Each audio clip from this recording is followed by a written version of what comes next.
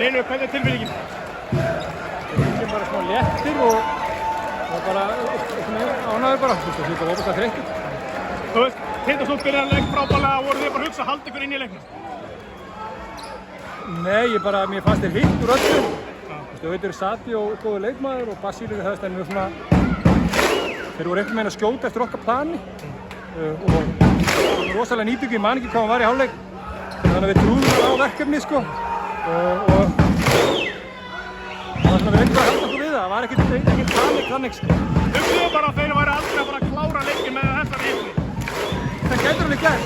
Basíl er alveg nógu góður og Sati og þá hefðu þeir bara unnið. Og Guð blessi þá. Það var þetta hamingju. Það er bara svoleiðis. Þú hlustaði á Villu í leiknum. Hvað gerist? Ég bara fór á hratt í hann. Bara við ekki almennilega við hraðan og það var auðvitað og ekkert mál.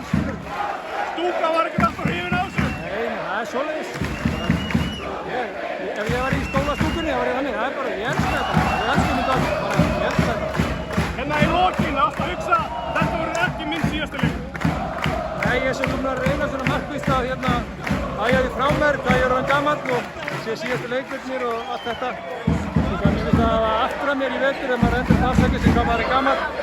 Bara getur fengið orku með góðum undirbúningi, adrenalín og svoleiðis. Ég reynir frekar að hugsa þannig, en það er auðvitað sjálfsögð að það er minn síðasti leikur, það er ekki aðmálið. Aðmálið við ætlum bara að fara að klára þetta. Þannig að síðasta spurningin, þessi stemning. Það er geggjað að sjá þetta lið, þetta er bara, þetta er ótrúlega forréttindi, sko.